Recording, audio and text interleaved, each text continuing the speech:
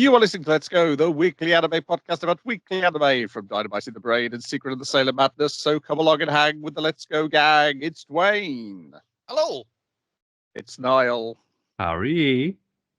And it's me, Brian. And on this episode, we are covering the anime that aired the week of July the 20th to July the 26th, 2024, starting with Detective Conan, episode 1130. The Suspected Infidelity of the Triple Collab, Part 1. Turns out we'll have to wait a while for Part 2. Okay. I did watch the prior two ones thinking that was canon Conan, and I was like, wait a minute. I figured out the fucking plot of this. That can't be right. I didn't have to solve any word games or know the rules of Mahjong, and I figured it out. And I was just like, because it's not a canon Conan. My bad. I see. I see how it is now. You got to deal with TV writing mysteries, as opposed which I can to solve. I can do that. You've given me the context clues in the TV. It's perfect. So this one, so long since I watched it. Yeah, Olympics, I think, is why it wasn't on. Okay, I'll give you the quick gist. It is all the children have come from the latest blockbuster movie crossover. Huh? Oh yes, they've been to a Tokusatsu movie. So back to me. Yeah. But I mean, like, it's still like, it's still pretty fucking close to topical. Like, yeah. But yeah, so they've all come back from it, and does the fucking scientist do? Does he get fucking paid to babysit these fucking kids? Not the two that are adults, obviously, but the other three children, because he's got to have like a babysitting gig going or something. He's just been like a good uncle or whatever the pretend relationship he's got with Habara. He seems like it takes up a lot of his fucking time that could be invented. Like, it's spent inventing new weird fucking I was going to say the mad science stuff is pretty front loaded into the series. I think occasionally there'll be a new invention, but it feels like it's been a long time since he's done an invention. Because he's doing all this babysitting. Like, he should be paid for his fucking work, is what I'm saying. Like, yeah. As I've commented, as the series progresses and as the author ages up to a gas's age and then ages past the gas's age, his fashion becomes much more realistic for a man of his age, as opposed to look at that old man. So yes, now it's like he drives a fucking Beetle. He's pretty cool. Like, yeah, as old dudes. These are clothes I would wear as I am approaching his age. So anyway, he's brought the kids back from the crossover movie event of the summer to a family restaurant, and the other kids are very excited because they've all seen other characters, and they assume they're there. Each character is going to be there on a date with their respective romantic entangled partner, but they're not. And this feeds into yes, because the three kids who are actually kids have got infidelity in their brain because they were commenting on how great it was to see Lady Yaiba from Carmen Yaiba meet with the nice Ginga-kun. guy? That's the guy who they're crossing over with. He's like a metal hero type character. Cosmo Detective Ginga, that's it. And then I's talking about, they've got infidelity on their minds, and that puts infidelity in the kids' minds. And so when they see the three couples come in, but they're all with a different part of the couples, so they're the wrong person, they're like, ooh, we're going to go and tease them. Yeah, so they initially wanted to tease him, but they were all with the wrong partner, and Yuan's like, I fucking told you, they're all cheating pricks. I'm going to go there and give them a thing. I hate in my mind. They're just like, and Conan's like, no, wait. But fortunately, there's a murder, so they don't have to deal with any of that romantic entanglement stuff. I lie. That's the main focus of it. Yes. Murder would be much easier to solve if various things went the way. But before all this happens, even before they go and annoy the adults, because they want to see them getting lovey-dovey and take the mickey out of them. They mentioned that they liked the song, which was in the film, and it was by this particular band, the Knights something or the Night Hearts. Yeah, they're a boy band who dresses knights. I was initially thinking it was going to be like, oh, it's the new popular song, and I was like, oh, like a bling bang bang bling bang. Is that no? But again, topical. So three women in their 20s come along to their table, and one woman's a fucking dick. Fucking hell. Just like, oh, you want tickets to that exclusive concert that's happening fucking this coming Wednesday or whatever the fuck. We all got fucking tickets. The band sent it to us. Check it out. Here's a picture of them before they went fucking famous. They send us the tickets. We don't even fucking pay for them. That's how fucking in we are with the band. later, bitches, to a bunch of fucking children. Yeah, And 6-year-olds. And one of them tells the one who's being rude, you better go back and apologize to them later. And she's like, who cares? Never going to see them again. Can you guess who's getting murdered? oh yeah. This woman, and she's there with her two friends and their other friend who works in the family restaurant, so they can have their girly night out, even though your one's still, being a waitress working in the restaurant. And she gets them to try their new bollocks, I can't think of the name of the fucking thing. It's like a cream bun, but it's got like the side cut of fruit that you can see. That's gonna bug the shit out of me. I'd make one, but there's too much. Aritosi. Yes. Yeah. So it's like, oh, they're going to be on the menu. We want you guys to try them out. It's like, oh, I guess we're your poison tasters. Hint.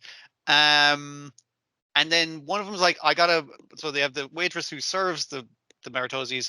You have the one who's like constantly fixing her makeup, and she's rotating the fucking platter to get the perfect picture for Instagram.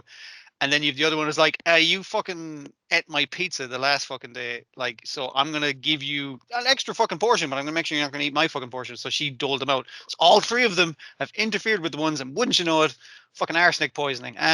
So that's a bummer. To the rudest woman of the group that we know of. I mean, like, murdering people is probably the rudest thing you can do to someone. Yes. Yeah. But yeah, obviously they have. Is it? They have 3 or 4 detectives. Cyanide, isn't it? It's cyanide. Sorry, Because I'm mixing up what smells like almonds. Yeah. You're right. Yeah. But yeah, there's 3. Is there 4 detectives? No, one's traffic cop. So there's 3 detectives there, right? And, hang on. Yeah. There is. So hang on. So the pairings are. Yeah. That's the other thing. Traffic cop and detective. Yeah. Traffic cop and shogi master. Oh yeah, he's fucking I keep thinking he's a mystery solving guy, but he's a shogi master. You're right. Yeah. And teacher and detective. Okay. Well, I mean, like, we got like 4 cops there. That's pretty good going for. There's been a murder, and they're all like, "Oh, don't worry, I'm a cop. I'll fucking take care of this." And they're all like, "Wait, what?" They're all with the wrong person. Yes. And then some guys the are other blaming 2 detectives show up, who are the couple. Yeah. They're on the. Do they show up? They're on the phone to them, aren't they? I think it's like, oh, we don't need to send anyone down there. They have enough cops there already. Yes. Before the murders even started, there was enough cops there. But I thought it's funny interplay, because some people are blaming the woman is blaming the other woman, and sometimes they're the boyfriend is going after the other was like, what are you doing? What are you doing, my girlfriend, with that? They're arguing with their partner, or arguing with the person who's trying to steal their partner. But I assume it's all perfectly innocent, and they're there for good reasons of like, what should I get them for their birthday? You work with them as a traffic cop, that kind of fucking shit. I assume that's all what it is. It's just. I assume it is, yes. And I is like, hurry up and solve this murder so you can tell us how the drama you 3 have created by coming on dates with the wrong person ends. At which point they are kicked out of the restaurant and are in the car. It's so fucking good, because basically her starting the whole is like, get your shit together, solve this fucking murder, so I can see how your fucking bullshit, like infidelity shit, sorts itself out. And one of the detective guys is like, all right, fucking kids, into the fucking car in the car park. We'll call you if you fucking need you. Don't fucking go anywhere though. It's like, and the phone is shit. They generally let me stay in the crime scene. Maybe it's because I don't act like a fucking asshole. That's probably it. Yeah. And so then for half an episode, we actually get to see the police do their job for a change. And it turns out they can assemble all the clues, but they can't actually figure anything out from it. I mean, a bunch of the clues were also assembled by the literal 3 children, not the 2 that are adults in children bodies, while they were having romantic arguments. Yeah, we already interviewed all the suspects, and here's all their fucking information. We're making you look like real pricks, and we are literal children, which is another reason they probably got put in the car for the most of the episode. Yes. And then they all start arguing, and so the teacher goes, well, if you want this solved quickly so you can resolve your arguments, there is a guy, we could just ask the child who's in the car to come and solve it for us. Yeah, the murder solving child that's down in the car park from here, like, would resolve things pretty quick if we got to that. Yeah. Yes, and then we get the cut to Conan where he's sneezing, and they're like, oh, someone's talking about you. And that's where we leave it. So yes, we've assembled all the clues, except I don't think they've got the stuff that the kids noticed in the bathroom. I think that's not aware. I don't think anyone's aware of that yet, because the kids haven't thought to mention it. I don't think. I watched the preview because sometimes the preview does go like, here's the fucking hint, and it's the seating placement, I think. And I was like, okay, I remember what order it is, but that doesn't tell me anything. But also the other one was like him looking at different photos of their girls' nights out, and he's like, I've got it all figured out. And I was like, I looked at those photos and I was like, well, she's smiling in that one, but she's not smiling in this one. I was like, I don't know what the fuck that any of this means. So who knows? And I guess Yumi is going to claim that she's going to solve it because she's going to put on a detective show. All I need to do is get a small child to knock me out with a knockout dart and then pretend he's me by talking from behind me with a voice changing Dicky Bow, and yeah, she will solve the crime. That's one way you can do it. We need somebody fresh now, you know. The dude is too resilient, as we know. Mm-hmm. Yeah, it's a fun episode. It's and it looks pretty good as well for a show which doesn't really need to go out of its way to make itself look good, and quite often doesn't. Yeah. But yeah, it's fun to see all the couples in the restaurant paired off with the wrong people, and the trouble it causes, and the children making it worse. Yeah, it's very much a rom-com episode, which just happens to have an obnoxious person get murdered in the middle of it.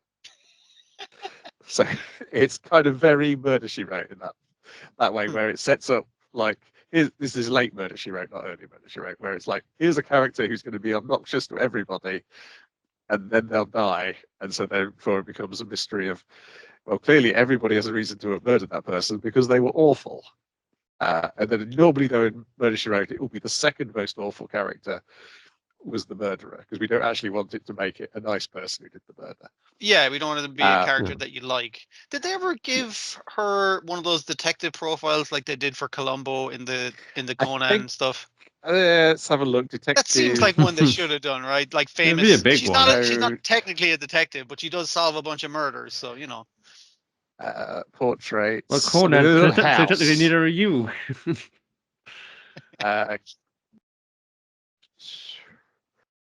Those are the portraits of the. Oh, that's from something else. There's only a list on the wiki. I know there's a good chance she is in there because it seems likely. Characters like House are in there. Castles had one. If fucking Castle is in there, then she's in there. Get out of here. House solves medical mysteries, not murder mysteries. It's very fucking specific. Yes, but it was originated as a reboot of Sherlock Holmes, as we knew. So, you know, it's the format still stands. Oh no, that's somebody who on the Jessica Fletcher has got a profile on the forums for the Detective Conan World Wiki. That's going to interfere with the searches. Yeah. What's she posting? Gossip. I thought that last edition seemed a bit unrealistic, and we did a VR episode, so I think I know what I'm talking about. Next up is the Elusive Samurai episode 3, A Forest Inhabited by a God, in which we must teach this young boy how to become a hero, but he keeps on running away, so therefore I have to dig lots of holes to catch him. Dig them before he goes, because I can predict the future, and I need to prove this to you as well to show that this is like, don't worry about it. I can accurately predict the future. I haven't just dug a bunch of random holes around the place, but he definitely has also done that. So you know, there was 2 bits in this episode where I said something out loud to what was happening on the screen, and then it immediately happened on the screen, which was when he throws the sword early on towards the moon in the start of the episode. I said, don't throw your sword in the air, you don't know where it's going to land. And indeed, it landed on an animal who then chased it away up a mountain. And then there's the bit later on when he gets reintroduced to his retainers and they're pondering what to do. I'm like, I bet he's going to want to play tag. And that is the thing he suggests. Yeah. Congratulations, Brian. You are the adult in the room of these children. And I mean, I think that's the intention as well. Like, it sets itself up enough well that you can get it. Yeah. They've characterized the people well enough and like set up. It's built up the expectations of how this show works, the story works, how the characters work. That you could do what our God can do and see into the future. Yes. Because even his whole thing, because his spiel is just about trying to look. I know you're like what you're used to being like the figurehead, you know. And people can look to you and be an inspiring thing, but like you can't just kind of fake that level of inspiration that you need. So like you got to put someone. There's this big display where like he seems to make the clouds part and the rain stops and there's a crowd of people going, "All right, yeah, you see right here, like this is what we're fighting for. This is what you're representing. This is who they're looking to you for hope and ambition." It's like, yeah, you're right. Yeah, see, I get it now. Yeah, I get it. Okay, folks, wrap it up. Get out of here.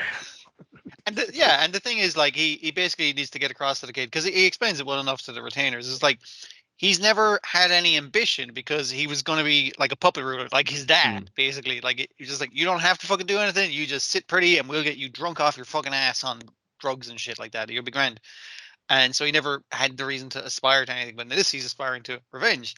And I got to let him know that A, I can accurately predict the future, and B, we do have a bunch of people who are going to support him. So if I can predict when the weather's going to end, and also have a whole fucking crowd gathered cheering for him as the weather fucking ends, that will look really good in my favor. But the fact that he's in like, all right, everyone clean it up, and everyone's like, fucking hell, we have to wait out in the fucking rain for this shit, and they're all just like shuffling off home.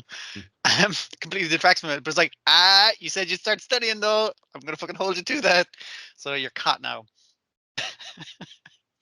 Yes, essentially the first half is like leading him to that position where he's accepted his role as a hero and that he's got to learn to do this. And then the second half is them wanting to play these 3 8-year-olds who I think they describe as like, he's the best swordsman 8-year-old, she's the strongest 8-year-old, and she's the smartest 8-year-old.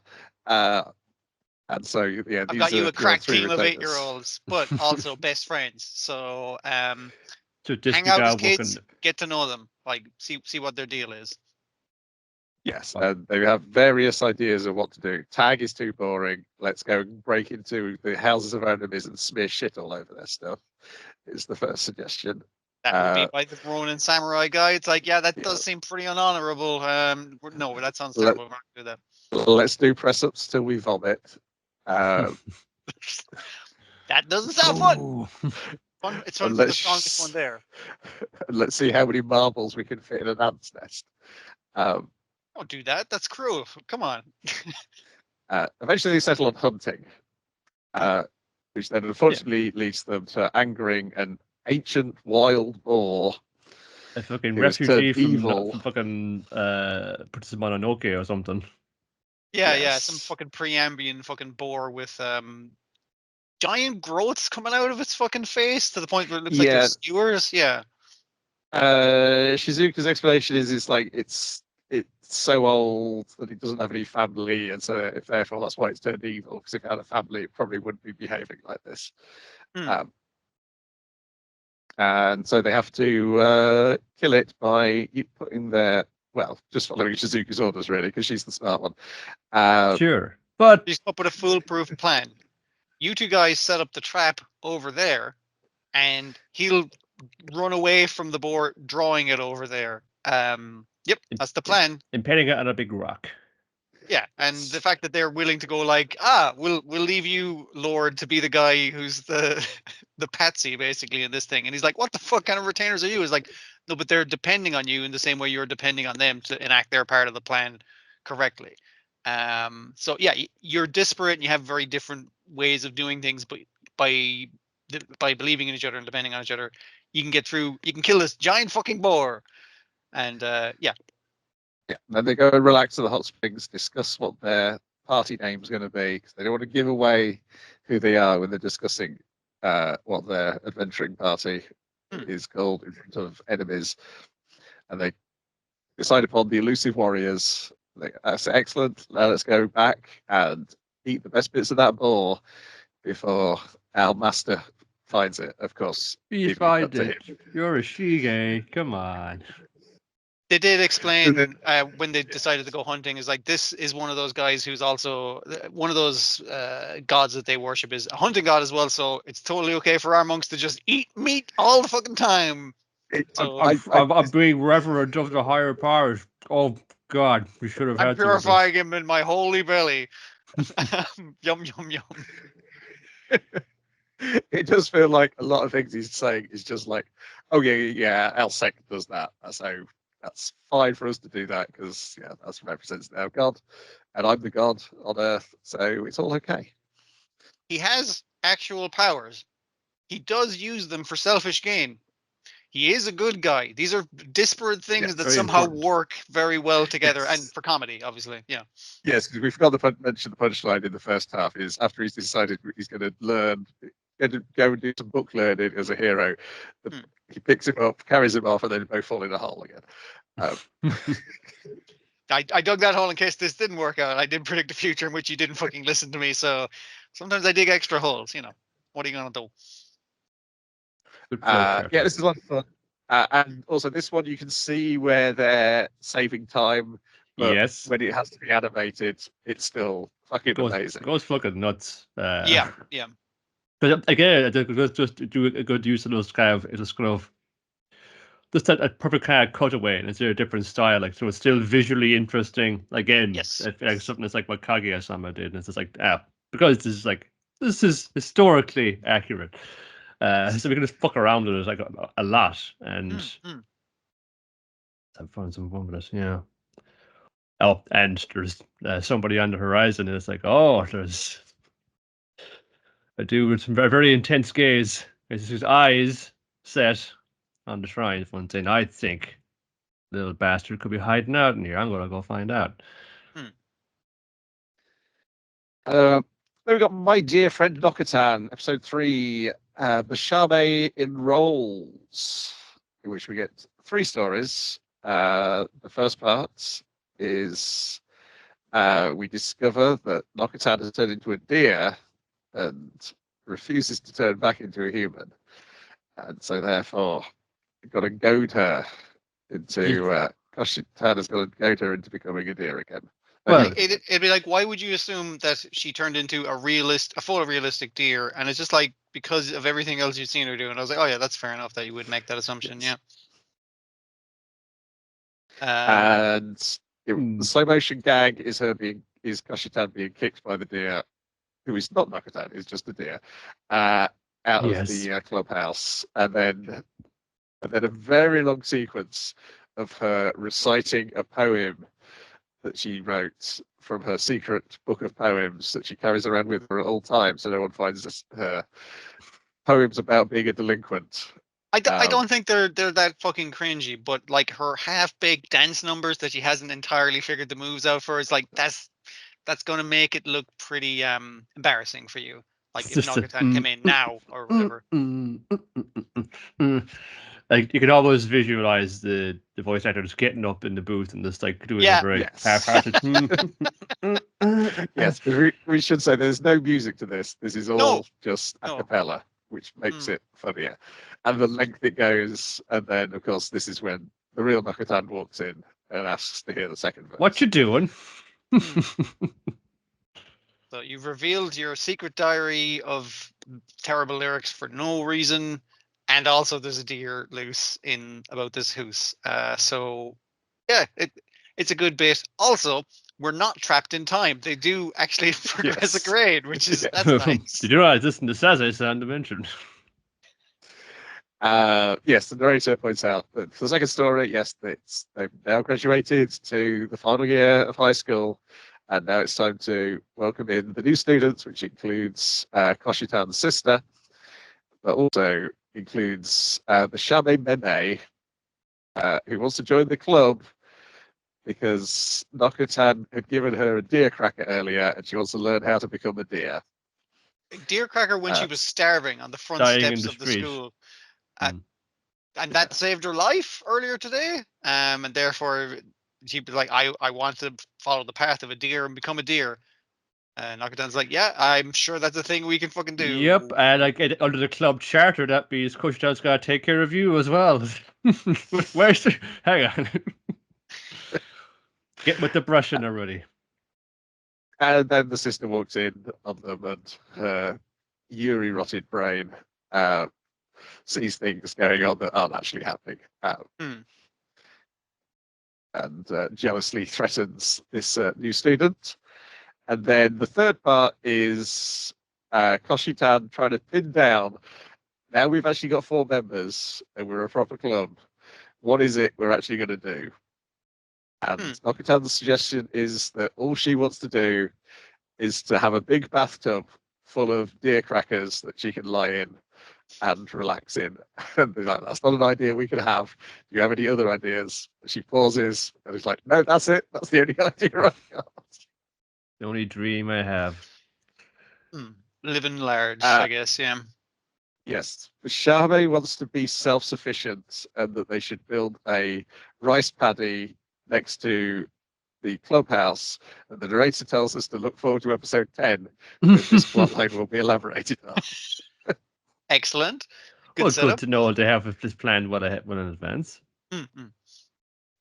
And the sister wants to, so in the way that Koshitan, how do they phrase it? It's supposed to be like supervising the deer in the club. She's going to, or be the caretaker, that's the word. She's going to be the caretaker for her sister. And then every time she goes back to describe, it, it gets more and more kinky every new description she gives of caretaking. Just to kind of like, like a assistant, club advisor, person the sister does naughty things with. What? What was that last one?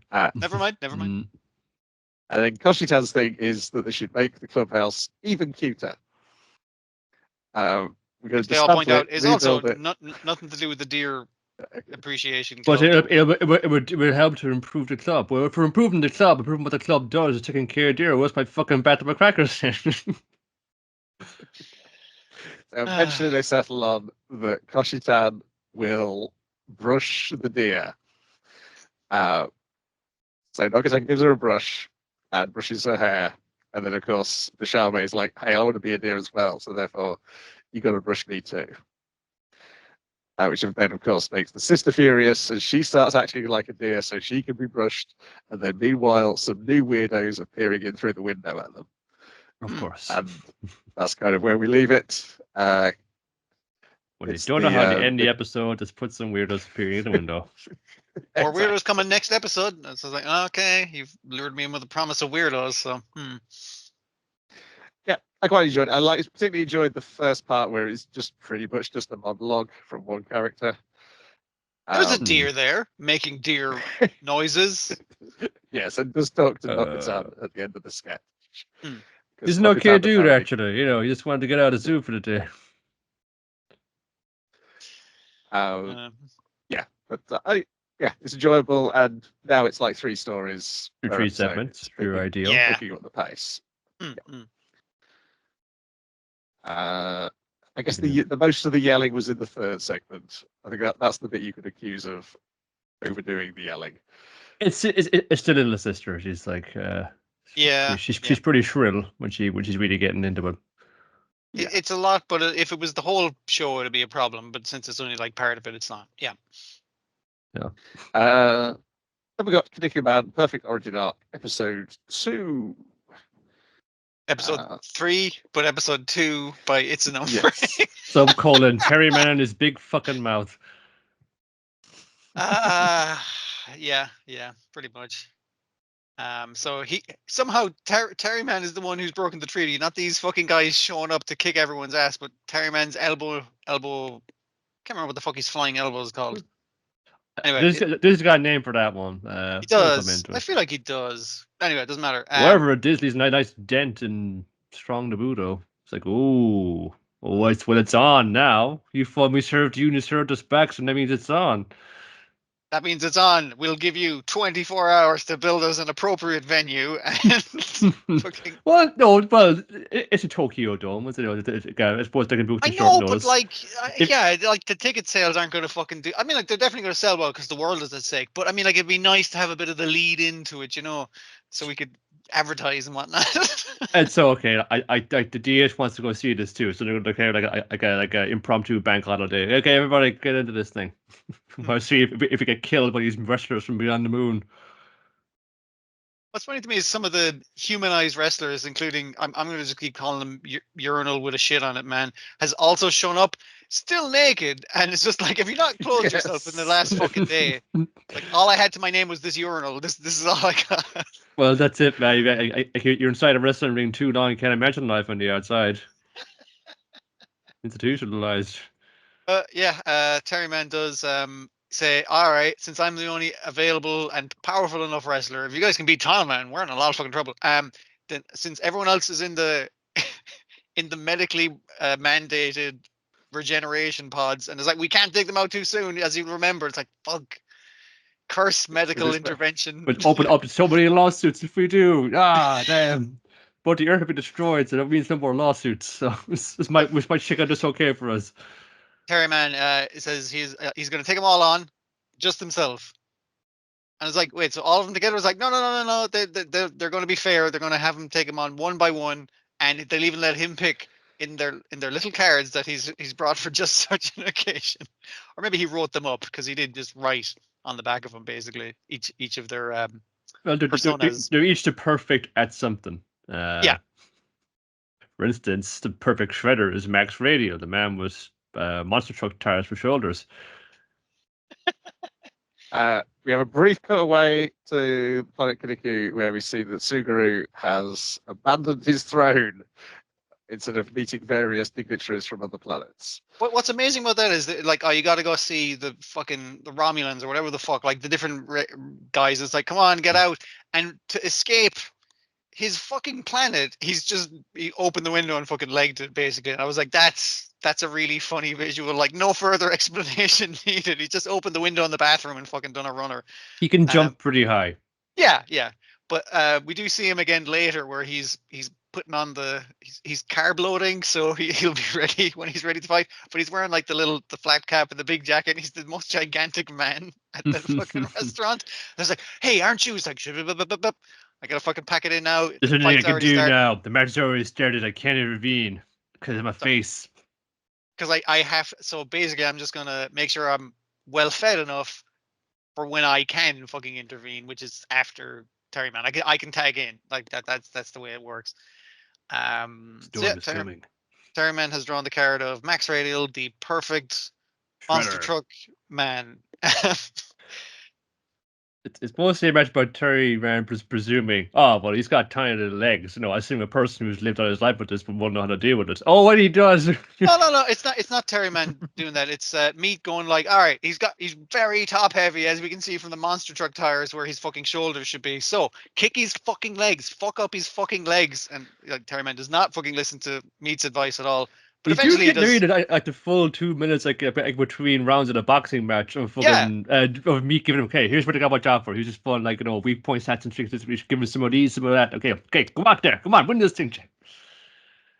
So the problem is, and I thought that Max Radial's shins were drills based off of the way they looked. I was incorrect. They are suspension. Car suspensions. Yeah. So when he does his little, toe twist or something like that, I can't remember. His foot lock. The spitting toe hold.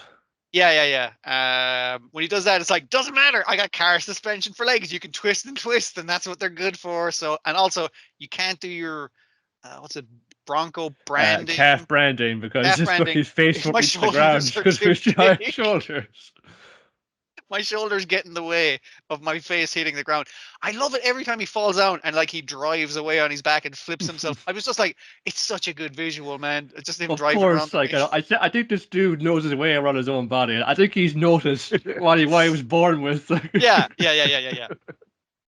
He's got tires and he's gonna fucking use them, and he uses them to great fucking effect. He heard all the names at school. All right, this is why he got the rest to show them all. Okay, so respect it. And he does his thing by tearing the fuck up Terry Man's chest with his monster truck tires, which again leave an imprint, which is not how I think that would work. But I mean, like, who am I to say I don't have monster trucks for shoulders? Well, so. It's that way initially. Then when Terry's fucking, that fucking hurt. He's on the ground. He's saying, "No, I gotta get up. I gotta do it. I gotta do it further." It's just like it's gotten somehow worse. Like all the time he was down there, and he's just, oh my gosh. Yeah. It was being disguised by the blood initially. Yeah. So, you might pull through, just to get the crowd on his side to boost him up. Jesus, yeah. It's a score, like, I guess at this stage in Kinnikuman storylines, you can't do the easy stuff anymore. You gotta go straight into the dismemberment as soon as you can. Oh yeah. We don't dick around anymore. Like I appreciate any time he was flung in the air by Max Radial. Like he goes like 50 feet into the fucking sky and still lands in the fucking ring every goddamn time. He's like, we need to contain it to the fucking ring. That's very fucking important. Yeah, just great shit. Yeah, it is wonderful. Yeah, obviously we see Sugar at the end. He refuses to rush in to help his buddy when the beef bowl restaurant owner notices who he is. It's like, let me just eat my beef bowl in peace, then I'll head out there after this match is finished. Because he's got rice all over his mask. His heroic face. Which I guess makes sense because it must be tough getting food into that tiny into the little the little luchador face hole. I was also thinking that restaurant you have the bunch of regular sized human businessmen like having their lunch, I guess, and just kind of like watching the telly in the corner where the match is on, and I'm like, but the fate of the world is at stake. Do you guys like fucking? Jeez, I hope the world still exists after lunch hour. Fucking, hopefully Terry Man wins, but I mean, like, I still got my fucking mandated like half hour. Gotta get back to work. Yeah. Man, we'll find out the Earth's gonna be destroyed. You'll know it when it happens. Don't worry, it'll catch up to you. Next on the list is MAYONAKA Punch, episode 3. A new member joins, dead or alive. In which we get the sexy older sister character show up, who is younger than some of the other characters because they're vampires. That's how it works. Tokage, whose thing is that she's a gambler and also, it turns out, a hoarder. Well, it might be useful one day. It might make her money someday. That kind of way, yeah. But she could be a potential gold mine of content for our channel. Well, initially she only comes Not with her home stupid ideas. She only comes home from the pachinko parlor because A, she's lost all her money, and B, she met a guy YouTubing at the pachinko parlor. Is like, that could be money. All right. My sisters are fucking doing the fucking YouTubing thing. Now I want 50% of the profits. Here's my ideas: pachinko. Oh, hang on a fucking second. I'm seeing a theme here. Yeah, they're making a video where the two younger ones are feeding Live wasabi. So they're acting as her arm, as she's a four-armed woman, and her head sticking out the top of the costume. Yeah. And the comments aren't negative, but they're kind of like, we liked your older content better, and that kind of shit. It's just funny. It's funny when you put a dog's head through the jumper hole instead, because that's way more hilarious. It's always fucking better with a dog's head through the jumper. But I like the way it's shot of like behind the scenes, and then it pulls out Ichiko watching it on the phone. She's watching back because obviously she couldn't see what was happening because she was inside the costume at the time. There's lots of really good directorial and storyboard quirks in this episode, and I'm like, between this and your boy Kobe, it's like I'm going to have to watch everything these guys make heading out because they are absolutely nailing some very funny, classy-looking shows. Yeah, and they get a lot of modern conventions and can show you that in an entertaining fucking way. So yeah. So they take a break, eat a big pile of liver and chives, and this is where Tokage suddenly reveals herself as actually living with all these other vampires. And they're like, "What are you doing here, freeloader? You don't get to eat the liver and chives." And then she demands that she's part of the YouTube team. And here are her 3 ideas. We should do these ideas. And then Saki says her ideas are shit. We shouldn't do these ideas. Let's go and look for better content. Our human does ask, is like, hey, wait a minute, don't you vampires like eat blood? Don't you not need to eat? It's like, yeah, we don't need to eat, but it's like, it's communal. It's good, like, why have a fucking dining table if we're not going to have dinner? Like, come on, think about it. Which I like the idea of. They have to just, it's not taking on the things of people. It's just like, well, so we're all like a cohesive unit. You can like Delicious in Dungeon, you can talk it out over dinner, that kind of thing. Yeah. Yeah, so her ideas are Pachinko Crossing New Horizons, Proverbs on Life, Takagi-sama's Gambling Wisdom, and this would be the one important for the plot later on, Everybody eat up. Don't hesitate. Eat, and you'll see. Eating you. So that would put. I really come just with 3, and probably should. Okay, it's just that's why what was the one most afterthought one is just Yeah, winds up being the linchpin of the whole thing. because it was vague enough that you could reinterpret it. But like I like the fact that she was trying to get ideas out of all the vampire girls, and she's like, I could fucking dress as a strawberry, and it's just like, do you know how much those fucking costumes cost? Fucking rent, like that's a big fucking expense just for like the visual fucking guy. Get fucked with that. And it's like all of their ideas have been shot the fuck down. So everyone's like, all right, I'll take 50% of the profits with these ideas. You one just picks up the list and just immediately fucking tears it in half. It's just like brutal. A fucking brutal editor, director, writer. Like all the fucking jobs. She's besides being a in front of media camera. mogul Yes, now. Yeah. So they go around the house looking for content, and they come to this room, and Levi's scared of this room, so that makes Masaki go, well, there's probably content behind this door. But she's so I can scared, smell she's it. going to try and force this door open. And Input. she's like, oh, I need some help here. Levi, can you help me? No. What if and then she does like a sexy pose revealing her neck. Are you sure you don't want to help me? We get those views, you can eat some of this neck. Oh shit, yeah, that's right. I do want to fucking suck you dry, as we keep using the phraseology of. So bust open the door. Massive fucking hoarder. I mean, like for 200 years, it's pretty low stakes on the hoarding, but it's still a lot. Like, yes, and the fact that we like see Takage's head poke through the door first, and it's like, no, don't come in. Don't look at my shame. Yeah, and so they decide to do let's clear up this room. These are popular with it's a big niche, and so niche, and the people who like this niche are obsessed with these videos, so it's a good chance they'll watch it. They're going full on storage wars on this. I'm gonna buy this lot and dig through it for treasures. But it's like they could either get the niche of the people who are into like love seeing shipping thrown out, the satisfaction of that, or if we come across some fucking treasures like the storage wars kind of thing, like it's like, oh, people fucking like that fucking shit as well. And your one's like, I can make some fucking pachinko money out of this fucking shit. Oh, fucking right. Let's fucking go. I'm all on board now. There's also the kind of exploitative angle of just like, seeing someone's just like, their literal fucking, dirty laundry. Their flaws just kind of piled up to the rafters, and having those purified. It's like, yeah. But it turns out it is incredibly fucking boring content. So yes.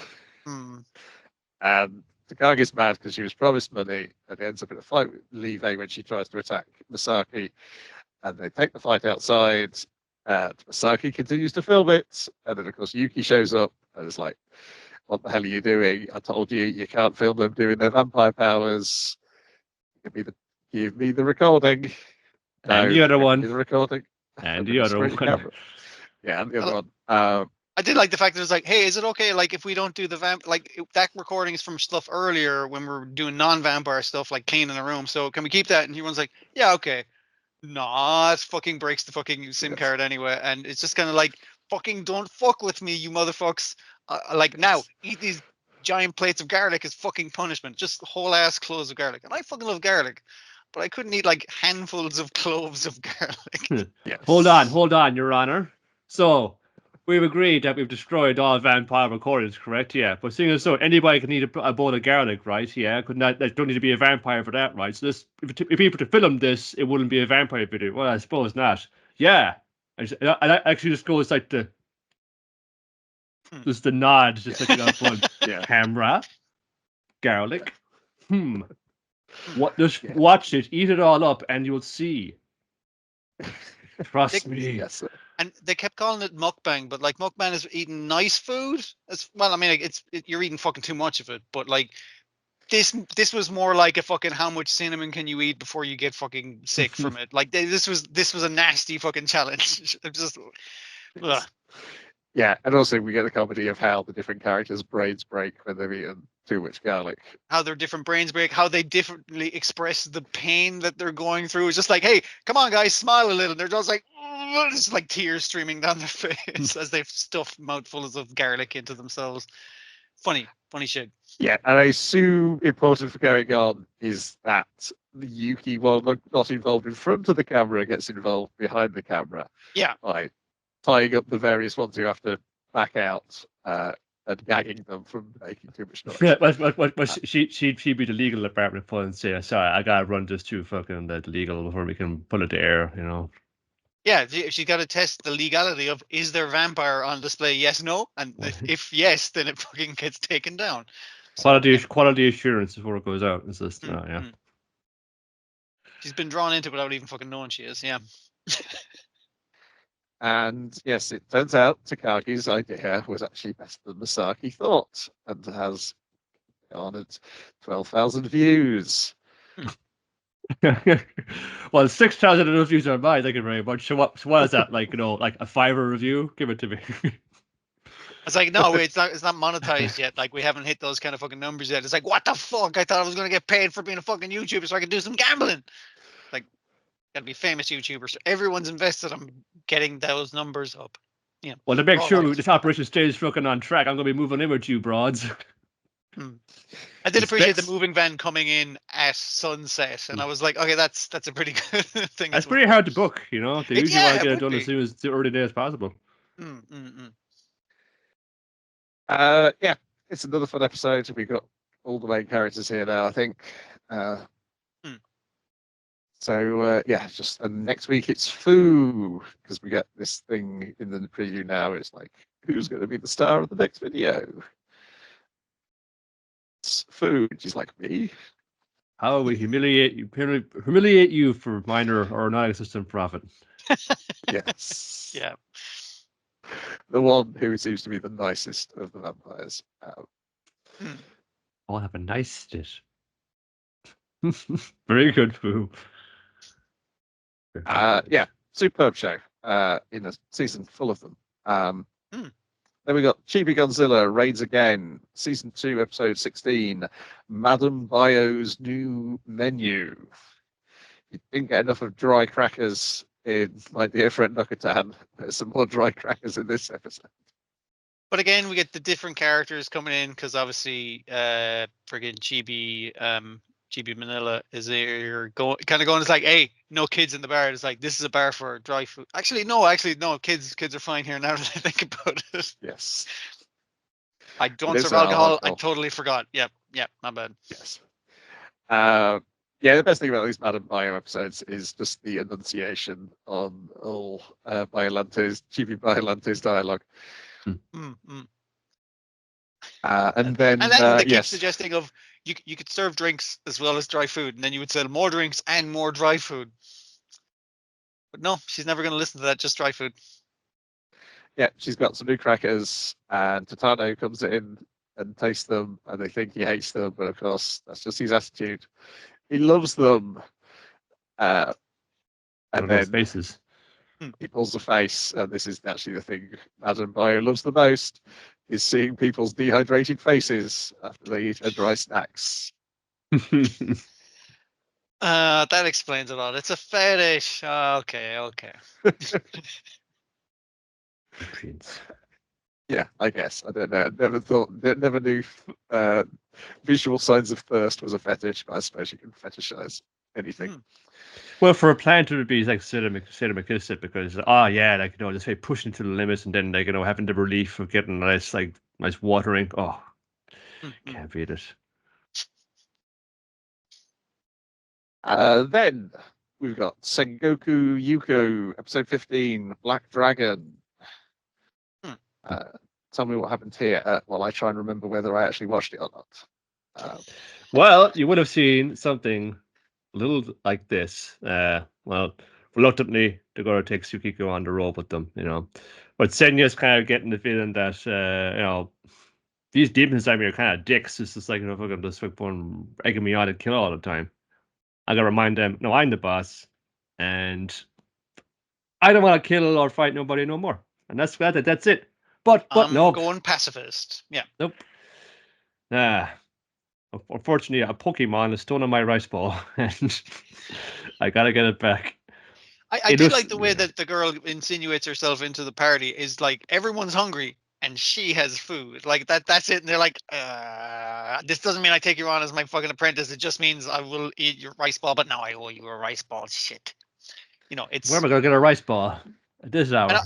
And I like the significance of that. It just does it with like a quick flash where Senya's kind of like, this is the rice balls her dad made. Her dad, who I chopped in fucking two in the last episode. Shit, I can't eat this. Fucking Pokemon, give me back that fucking thing. So he makes a deal with the Pokemon. It's like, I'm not gonna kill you, little fucking Pokemon. I'll give you half. How about that? It's like, okay, we cool. And so this is another kind of monster that says, I have also forgotten all my memories, and they're like, oh, same, yeah. Oh, right. Oh, sure. We should What are probably, the you know, odds? we should probably support each other, you know, make sure, you know, we look at what there's bats. It's just when we got another Youko found us. It's like very easy going, it's very kind of laissez faire, almost like kind of cynical aspect of a Pokemon, like, you know, if one said, I got any memories. It's no big deal. That'll be fine. I'm just gonna like mooch off you for a while. Is that okay? There's like one road here, so I'm just gonna. We might as well go the same way. Why fucking not? Yeah, just stop for a little break, or a little drinky poo. We're almost to town. It's just I need my medicine, you know. And a big like four-eyed monster man swordsman goes, Celia, you were the one who destroyed the 100 demon march. I will avenge my brothers. It's just like, nope, stop right there. I'm fighting. No, I must have blood. We'll say, nope, I've sworn off violence for my life. Oh, man, you gotta give me something here. I gotta avenge my brethren. And a small girl says, I will fight for you, best friendo. And the demon guy's like, as a little girl, but like at least someone's willing to fight me. Yeah, okay, I'll fight the little girl. And she does as okay as a little girl can do, which means she doesn't get fucking immediately eviscerated by a four-eyed demon with a fucking sword. And in which case our actual swordman goes like, all right, I'm a little fucking drunk, but it's gone too fucking far at this fucking stage. Stop taking my sword. This is how you use it. You just fucking go one hit, you knock him into the horizon. I did appreciate the thing of it, like, I'm going to knock you into the sky. So he's just like, sword, like, just send him flying. And then our demon swordman is flying through the air across the country. I was like, oh my God, I'm flying. This is so cool. This is cool. Wow. And the little freaking egg-shaped demon that set this guy up for this fucking thing. They're like, you little green pea stop man. following us around. Stop sending fucking guys after us. He's like, no way. I'll get you, said yeah. I'll be back next week, by which I mean later in this episode with a different guy, a more effectual guy. Yeah, we get like, you know, just the little kind of stop off at the end here, like, you know, and it's like Tsukiko's coming out like, you know, well, Senya is like, you know, I don't want to fight things. He seems to just like, you know, attract problems or attract violence and things onto me, so I'm just going to just leave it off. He's correctly identified that violence begets violence, but you're living in violent times, and there's not really much you can do about it. But yeah, but Tsukiko's coming out more, but you can't just roll over and take it either. Like, fucking, she filmed that obviously that way because, well, I watched my father get killed in one of these incidents. Like, you know, I couldn't do nothing if one haunts me. I can see that Shinsuke, like, you know, I'm not going to be your master, but you can say that's the exact position he was in all that time ago. It's like he realizes it and has to fucking laugh about it when he's like, fucking hell, I was the hanger-on in the last fucking party. What the fuck? How has this happened to me? I better get drunk about it. Yeah. Yeah, like, you know, if I'm without Senya, I mean, like, you know, you think I'm good. I'm not. I ain't shit. Senya's like fucking, if you were 10 of me, couldn't take him on. Oh boy, no. So, no, hope no one comes to try and kick her ass or anything like that, because if you ain't going to do nothing. But in the bathhouse, while she's trying to like come to terms with this, like, what does it fucking mean? Like, am I gonna have to protect him? What's the dealio? Like, there's a beautiful lady who gives her some sage wisdom and also sneezes like a man, which is very impressive to this small child. I love the fact that that's the thing she's impressed with. It's very good. Yeah, what you watch pretty cool, fun, saying strength isn't about, no, just being weaker doesn't mean, like, you know, you're flawed or something like that, you know, and that you gotta keep your heart pure. That's what being born a maiden can do. Is check out these flowing locks. It's me, it's Tama. I'm all grown up now. You didn't know that. As one the green pea man has his revenge, he immediately seeks the next guy he's hired to try and get that Senya. But there's fucking Katawara inside Senya fun. Shit, it's a dragon. We don't mess with that shit. No, sorry, we're out. No. We don't fuck with dragons. Run away. Hey boss, let's run the fuck away from this one. Like, there's 1,000 demons going like, let's fuck off, which is the first time they've showed any kind of pacificity in the old thing. But yeah, this new kid is a black dragon guy, and like this is kind of stirring memories in him where he's like, I know a fucking dragon. You remind me of a guy, but like a big guy. It's like fuck, and he's remembering the name and that kind of shit. Like bits and pieces of his memory are coming back to him basically. The things are there. He just knows he's bad news, but he's just going to, I don't want to fight this dude, but I'm gonna get anybody. He just blew away Master Shinsuke there, like it was nothing. So he tries to not fight him in the river, but the girl shows up to help, and the dragon's like, "Oh, you'd fucking protect her, would you? Right, I can do something with that." Because she does pretty good.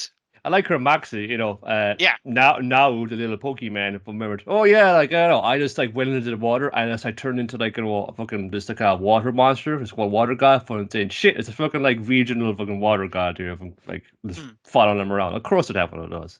So like she's riding around on the bigger Pokemon thing, like doing pretty good. But it's like you have a regular sword against what do they call those long dragons?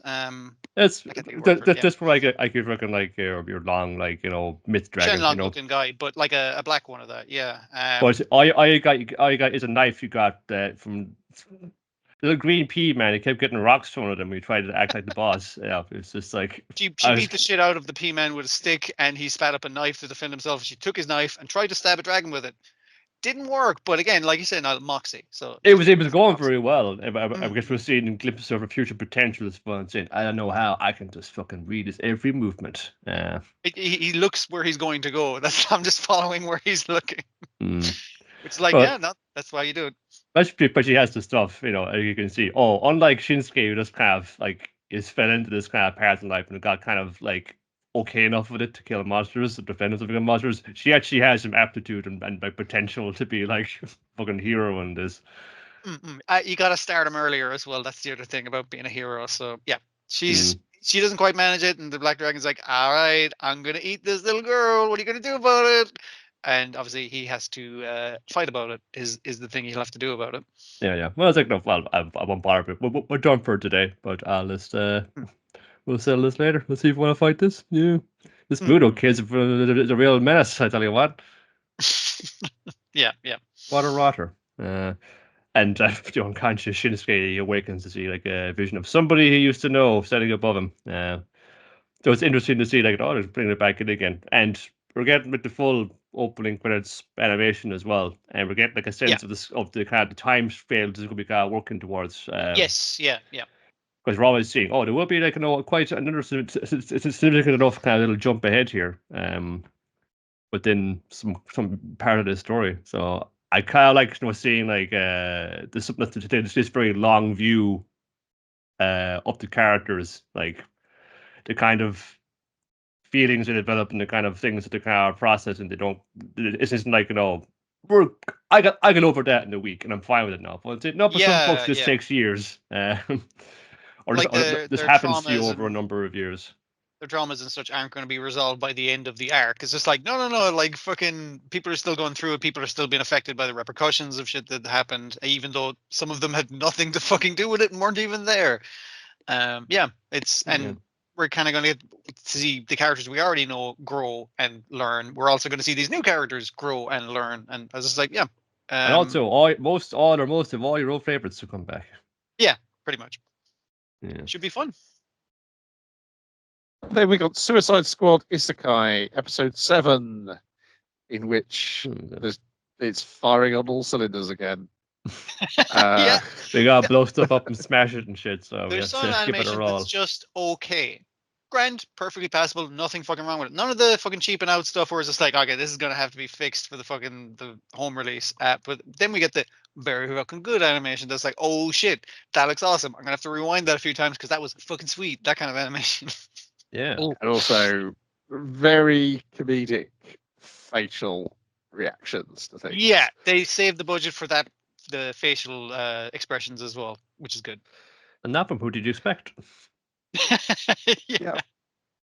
So unlike lots of these, they just have a cold open. It just goes. We actually get the ending theme to begin with. Went straight in. Yeah. Then we get the bit which would normally be the cold open, which is a flashback to Joker and Harley. Before we go back to modern day, where we see that Katana is with Thinker, our gang are sort of observing what things up to. They're like, how did you build this castle so quickly? We've got to get to the gate so we can reset the bombs. King Shark is having trouble with the binoculars, I guess because his eyes are on the side of his head. And They're too binoculars far aren't apart made to for use sharks. binoculars. Yeah. Uh, him and Clayface start screaming at each other, and Peacemaker and Harley come up with a plan. And they sort of enact the plan, though it is difficult because they forget that it revolves around people giving signals, and they neglect to tell anybody what the signals are going to be. The fact that they've everything worked out except for that is brilliant. The I fucking fact that love that. it's Flag who bring this up, I thought, dude, you'd usually be on top of that. Why are you asking? Like Flag is questioning himself in this episode. It's like, oh fuck, this is the fucking life of it. And he's questioning this after Deadshot has kicked him off a cliff to be a distraction. And it's just like, fucking hell. Is this? I'm just fucking like, I'm not even telling these guys where to go. I'm fucking running around after this fucking loose puppy. Great, fantastic. Yeah. The trick to this is that remember what my pudding told me is that whatever how tough a bank is, our security system or armed guards or whatever like that, like it all relies on people. So and Yeah. people they don't like getting hurt, particularly if they're mind linked. So and if we're saying one of them is getting their fingers broken in a shack, they're all gonna feel it. That's Peacemaker's part of the plan. It's like, I'm going to torture this one elf so that all the elves get tortured. It's foolproof. His initial plan was to dress up as a sexy elf, which they were all like, you're too buff to be an elf, John Cena. I mean, Peacemaker. The fact that he found those weeds off a tree and makes a perfect fucking elf wig was pretty impressive, I will say, though. The hairline was all wrong, you know. The hair, I mean, like his own fucking hair was sticking out. Elves will spot that, you see. They're very judgmental and petty. Also, and I like Peacemaker. I hate the break this. They're mind linked. They would know you are not one of them. It's not a perfect plan, but Harley think it was like, wait, they're all mind linked. Torture. That's what I could go to for peace. Obviously, peace. And Deadshot's just supposed to observe everything, and as soon as they're out of sight of him, he just starts shooting at the statues, the scenery and everything. Himself. Yeah. This would probably help, you know. Pow! I did something. I collapsed a cliff. So yeah, the other part of the plan is King Shark with a backpack full of Clayface is gonna swim their way around to the back of the fortress and be their guys on the inside. But they hadn't set a signal. But fortunately, King Shark has eaten like too much random fruit earlier, so he burps, and it's just like good enough. Kicks Rick Flag off a cliff. Rick Flag runs away from all the elves towards where the shack where one elf is being tortured, and our fucking psychic guy's like, what's wrong with you stupid fucking elves? Just zoom in on the one guy who's fucking like getting tortured so you can find out where they are. Look, I'll turn that guy's like pain threshold up so you can detect it, and all the others are in way more pain than they were before. Yeah, because they've sent Clayface over so he can imitate the Thinker, so that Katana won't be with Thinker when Harley gets to Thinker. Yeah. And then I ever tell you about science? Science is a wonder. Yeah. All right, Clayface, we're going to need you to act. Do you think you can do that for I don't us? do improv. I didn't rehearse this. Fine. And then we get the Harley fighting Thinker fight. So Harley gets two great fights. First fight is with Thinker, which is has the amazing bit where she gets herself concussed deliberately so that he can't read her attacks. Yeah, because he's basically like just doing the fucking class like wushu, dodging out of the way because he knows where she's going to swing. Not if she's got a concussion, baby. Because then she's just laughing wildly. He's like, "Oh, for fuck's sake! I feel stupid now. This is a dumb fucking plan." It's like, yeah, too dumb for you to think about it, huh, man? I'll just try and get into your mind and control it directly. Oh my goodness! Like seeing the edgy people say, "Wouldn't want to read my mind, a dark place." It actually does apply here. She's consuming my psyche instead. Yes, it's not explained, but it's illustrated well. It's like, yeah, she's both insane, but she's also a psychiatrist. So therefore, you have fallen into a trap. I think. So the idea is, you're going to experience Harley's origin story from her point of view. What does the Joker do to her as a proof of fucking like? You're with me. All right, so get into this fucking vat of acid. I mean, get in. I'm gonna drop you into this fucking vat of chemicals. So you prove it, and Harley manages to get outside of her own body, and so it's just a thinker being strangled by the Joker in front of a fucking vat of chemicals, and Harley there is like, yeah, you just have to undyingly put your devotion into pudding, and you'll be grand like me. And Thinker's like, oh fuck, I'm in a lot of fucking trouble. This is really bad. It's like, yep, you're gonna feel every fucking thing of that, because you're in her memories now, and you got the full blast of it. So that frees the elves. Then we see just how tortured. It's not really torture. He's just like he's doing the torture things, but like expecting an answer from it. He's just. That's fair. That's not technically torture then, but like, because torture is where you ask questions. He's just like peeling this guy's fingernails back and doing all the nasty stuff. But like, as far as I can tell, King Shark's entire fucking thing was to get Clayface there. So now that he's shown up over here, he just eats that elf. So it's just like fucking everything's cleaned up after. He's been through too much, you know. This is what's best for him now. So the castle collapse, and then Harley's face to face with Katana, and we see that Claypool is now a pool of mud. So Clayface is now a pool of mud, but he gets to live out his isekai fantasies by being reincarnated as a sword. There's a lot of minerals in clay. So it's also a thing of like, because like Harley at the end of Thinker, like going through her memories and just being traumatized by her trauma, and he's going like, did you have a nice nap? And then like braining him with a fucking baseball bat, and it's just like, that was nice compared to what Katana did to that fucker. It's just like, I just need the fucking head. Honestly, that's where all the stuff is. So just gonna take that. And I like how they depict Katana and Harley fighting, because it feels like Harley's kind of wild, but Katana's got like the actual like skill and stuff, and they must have fucking rotoscoped that or something, man, because it's choreographed really fucking well to show those two disparate kinds of ways of fighting. It was just like was like Harley is not really like a disciplined thing. It's very adaptive. So they'll just do stuff like, or should just like, no, well, he wouldn't speak to have to be customer stuff and also throw the bat at him. Yeah. So it's very well done, that whole encounter. Just good shit, and Clayface gets to help, which is nice for him, I suppose. I am one with my sword. And also, he's the one who says when she runs away on the Leviathan, he's the one who's the sensible person that says, no, let's just count the victories we've got and not push it. Well, also because it's ran away into water, and Clayface is like, I've gotten fucking wet enough for one fucking day. Thank you very much. That's not good for Clay. As I keep fucking trying to explain to you fuckers, stop. Clay isn't water. Don't do that. Yeah, the dragon has now learned to breathe fire well enough to set fire to the Thinker's flag. And apparently this turn of events has made the Queen very angry. Super bad. And sends the two old guys out to capture them. After success, they're supposed to be back in prison. That's how the fucking rules have worked up to now. Come on. They broke it out of prison and done that on their own accord, of course. This was not by orders. They just really wanted to get that guy, and also not their brains exploded. So yeah. I know. I guess was she already like, you know, was the Queen already running a Suicide Squad stabilization regime destabilization? Now they're coming with a counter destabilization. Now it's just messing up her whole thing. Is this part of the plan? Yeah. Yes, it's curious. And also this was a very good episode. When she gets concussed, I forgot to mention, rather than birds tweeting around her head, it's her dragon. The little dragons of a dragon. It's just so many great cartoony touches. Yeah, like it would have been good enough if it's like, you know, oh, we just had like her just like fucking fighting himself inside and like and scrambling in his brain. That would have been good enough. If I'm saying, no, wait, don't go anywhere. There's more. Yes. Yeah. Just keeps at it.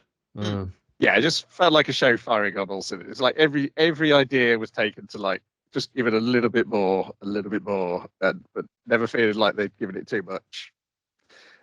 I was really impressed with this episode. And then finally, it is Dungeon People, episode 4, the Thieves Guild and the Dungeon. Show which doesn't give you a little bit more. But I did like this episode because it was again, it's so fucking nerdy. It's a lot. A good deal of this is based around the idea that the original D&D books by Gary Gygax only had 3 character classes. They didn't have a thief character class, and that was introduced later. Yeah. And this is what the world of Dungeon People was like. It used to be that only sorcerers, fighters, and clerics would go down into a dungeons. dungeon. But that was causing a whole mess for the entire fucking thing. So we had to introduce thief as a class. So that we set up a bunch of thieves guilds around the fucking place to promote the idea of maybe have a thief so you can get involved in the traps part of the dungeon as well. You know, get one hit KO'd by a fucking trap. That'd be nice. But unfortunately, one of them was reduced to magical rubble, I guess, at some point in history. Yes, which we learned was because of the previous dungeon administrator. And also Bell, who was their assistant. We don't see who this administrator is. He's always in a purple robe with his face hidden. Well, he's got glowing eyes, so he looks like a dungeon mastery type guy. Yeah.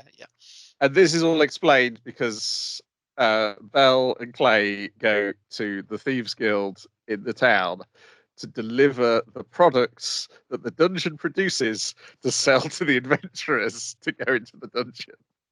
That's how they fucking make a profit. All right, now I fucking get it. You want to go into the dungeon for great treasure because you can just gems mean nothing to you, but and I was half thinking it was like some of these fucking bags of holding or damage. It's like, are these from ex-adventurers? And you just go like, here you go, fucking, like you can recycle a lot of the fucking gear as well is the other thing from if you manage to get the fuckers. The raid economy. Yeah, and this is the one Thieves Guild that is separate from like the main franchise. Yes. It seems. Yeah. And their leader was poached from the main Thieves Guild. He used to be their best assassin, and now he's the head of this guild. He's an unassuming, chortling old guy in like, you know, kind of like a bolo tie and shirt, but he is going to test our fucking thief by going like, hey, fucking stab you. And it's like, okay, what level do you think I can get to? 7? He's like, fuck's sake, I'm slipping. The other the Japanese business bit of satire is the fact that they have a fax machine of 2 slimes. 2 linked locations. Slimes. This slime eats it and it comes out of the other slime. I was like, good shit. We have fucking magical teleportation spells, but we will never stop using the old-fashioned fax slime. It's just the way it's business is done. Our parents did. Dear. Then what's the other thing? They're going to introduce themselves to some monsters. She goes to the monsters, like community room, I guess, where most of the monsters hang out. And the monster's like, "You're that fucker who got us that one time. Are you one of us now? Hey, how's it going? Like, we're grand with you now. I mean, like, you didn't really kill us. That was just our avatars. You know, we cool. None of us. You know how it works now. We get it. And she's explaining all the different bits to it, and she gets a little overwhelmed because she has to introduce herself. She's like, "Hey, I'm going to be working here under some capacity. I'm not exactly sure fucking what yet." That kind of thing.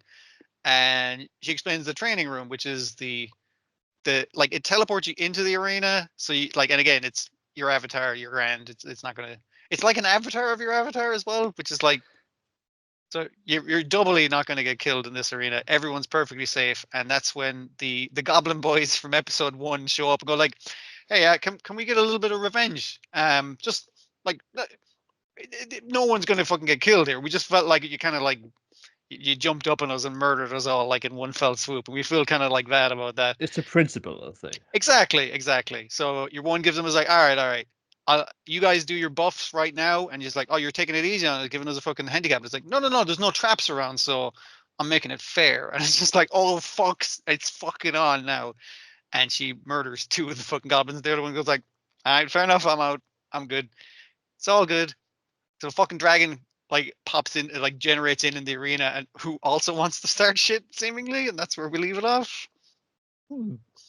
Yeah, there was a little bit where the things the dwarf was saying was reminding her of her dad. She's getting a few hints as to the stuff because her knife is a magic knife from level 10. which means, and she got that knife off her dad. It was left by her before so he definitely made it to floor 10. But it doesn't recognize her. It's only like a fraction of its power because it doesn't. Its buffs are limited because you have to hit level 10 to actually unlock it fully, so that the dagger doesn't recognize her. And our DM is kind of like, "Do you want me to fucking take that off?" And he's like, "No, I gotta earn it. I gotta earn it properly. So you leave those limiters on my magic knife for now." But it does mean her dad made it to level 10, which means he It probably can be did. done. Like, and also that he's like, did he fucking fight your one? Is he fucking dead? I don't fucking know. Like, she's getting hints as to how it's all going. Yeah. But she doesn't want to fucking ask anyone for some reason. Basically. No, and but there's like some of the things the dwarf was saying reminded of how her dad talked as well. That's the thing. Yeah. It's like, so yeah, is the dwarf going to turn out to be a dad who's turned into a dwarf? Or did he replace the dungeon administrator, and Bells replaced him? Yeah. Or it just, you think of the thing of it's like, Yeah. well, she got to like level 9, and they were like, congratulations, want a fucking job. So if her dad got to level 10, it'd be like, hey, headhunted, and we know they headhunted the head assassin of the Thieves Guild. It's like, if you do really good, they just go like, you're part of the fucking crew now. Come on, they've pulled you into Yes, the and company, basically. I'm guessing the dragon who appears at the end is a level 10 monster, and this is Yes. Belle trying to get the dagger upgraded without giving any secrets away. But the other reason, like, her dad could be a dragon or a dwarf or anything like that, we literally know because she controlled a skeleton the last day. You don't have to use the Yes. same avatar as Yes. yourself. That's Yeah. a thing. So yeah, Hmm. he could be all the golems. We don't fucking know. We'll find out. Yeah, this was a more interesting episode because it built out the world from the Yeah. dungeon, so you got a bit more of an idea of what's above ground, and also the fact that it was so fucking nerdy of how it ties into the history of D&D. It knows exactly what the fuck it's trying to appeal to, and it's doing a great job. Yeah. It's a level of dorkiness beyond what you normally see in these D&D themed shows. Because a lot of them is like, well, I've played D&D, and I'm recreating how it felt when I played D&D. Whereas this is, Yeah. I played D&D, but also I know the history of D&D, and I'm incorporating that as well. And also video game stuff, and also Japanese business satire. It's all like, again, it's that calm, fucking low stakes, nerdy jokes of it that it's still appealing. It's the middle management comedy set in a D&D world. Yeah. That's what it is. Yeah. Things go wrong in a job, but you can't have every episode about everybody getting fired. That's too drastic. And that's it for this week. Pretty much the same again next week, except no Detective Conan. I was so excited to watch the next episode. I was like, God damn Olympics. Yeah, tell me about it. Yeah. Rightio, we'll be back next week with more of the same. Ta-ra for now. Yes, Bye. yes. So, yeah.